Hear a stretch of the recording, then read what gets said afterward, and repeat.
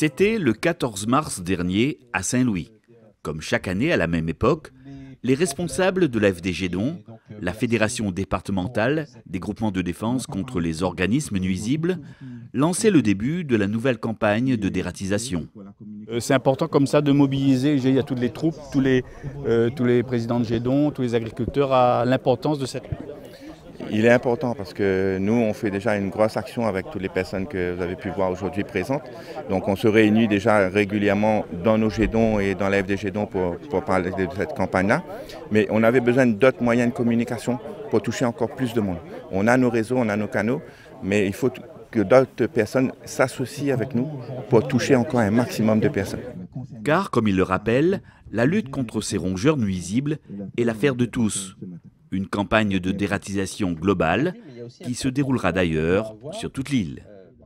Toutes les villes vont être touchées à un moment donné ou à un autre. On enchaîne sur un peu moins de 2 mois et demi, un peu moins de 3 mois, où on va aller dans chaque ville pour mener à bien cette lutte collective. Donc il y aura un passage sono, il y aura des textos pour ceux qui sont déjà adhérents.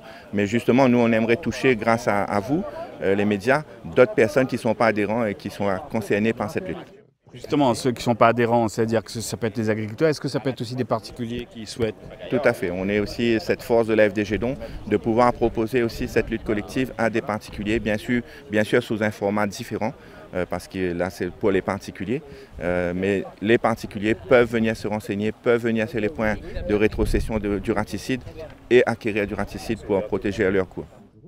Cette année encore, comme les précédentes, le département de la Réunion soutient activement cette opération de lutte conduite par la FDGDON. Tous les ans, nous accompagnons la FDGDON en leur accordant une subvention de 80 000 € pour leur permettre d'acheter le raticide qu'ils remettent à prix coûtant aussi bien aux agriculteurs qu'aux particuliers. Et je rappelle que pour avoir une lutte efficace, il faut que cette lutte soit collective. Il n'y a pas le rat des champs et le rat des villes, il y a le rat qui est porteur de maladies, qui est à leptospirose. Et c'est un problème d'ordre sanitaire. C'est pour cette raison que le département est aux côtés du FDGDON pour mener cette opération. Ce que vous soulignez là, pas de rat des champs, pas de rat des villes, ça veut dire que les particuliers aussi sont concernés? Ah bien plus que jamais, hein. Quelqu'un qui a une cour, quelqu'un qui a aussi des poubelles chez lui, il est nécessaire de mener la lutte. Il y a plusieurs façons de mener la lutte. Il y a bien sûr le produit chimique, mais il y a aussi l'entretien de sa cour, l'entretien de son jardin, vider ses poubelles, mettre ses déchets dans des sacs fermés. C'est aussi une forme de lutte contre les rats. Donc cette lutte doit se faire dans le foyer, à la maison, comme il doit se faire dans les champs avec l'agriculteur. Ne pas laisser par exemple les fruits traîner dans la cour, quoi. Par exemple, oui, quand on a un manguier, quand la mangue tombe parce qu'elle a été piquée ou parce qu'elle était trop mûre, il faut ramasser, il ne faut pas laisser le rat venir se nourrir de ce produit qui est tombé au sol. On a l'impression que c'est quelque chose qui ne se termine jamais. Ça ne se termine pas puisque nous sommes dans un pays tropical et le rat prolifère dans nos ravines, prolifère dans nos champs, prolifère dans nos cours. Donc cette lutte doit être répétée tous les ans, je dirais, pour pouvoir essayer de contenir. Je rappelle quand même que nous avons eu 25% de cas de leptospirose en plus entre 2021 et 2022. Nous avons eu 3 décès en 2022. Donc il faut qu'il y ait cette prise de conscience collective pour dire qu'un rat est dangereux, vecteur de maladie, qu'est la leptospirose.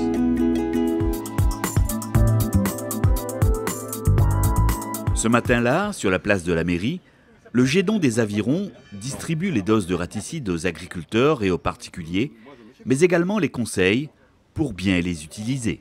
Et surtout, quand vous mettez le raticide là, il faut toujours mettre avec un gant sous main.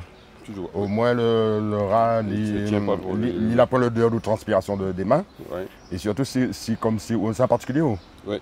Ou ça, ils mettent dans des trous. Oui, le passage. Ou ça, le trou, ou ça, des trous dedans. Ouais. Régulièrement, vous faites cette lutte contre les rats? Régulièrement. Parce que moi, je nettoie chez moi, mais à côté, ça ne nettoie pas. Alors, je fais les deux en même temps.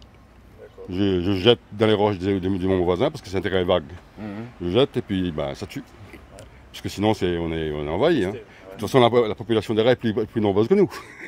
Pour Jules ou Pierre Panin, président du GEDON des Avirons et de l'étang salé, sensibiliser les usagers sur le risque que représente la leptospirose, une maladie grave transmise par le rat, est aussi très importante.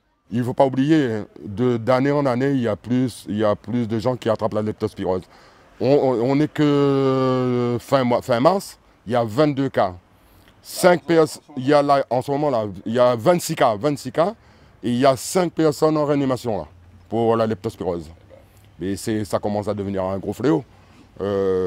Et comme on sait bien, comme on a dit, hein, on sait bien que tout le monde n'a pas les moyens de dératiser. Mais il faut on arrive à trouver des moyens pour tout le monde qui puisse dératiser leur cours.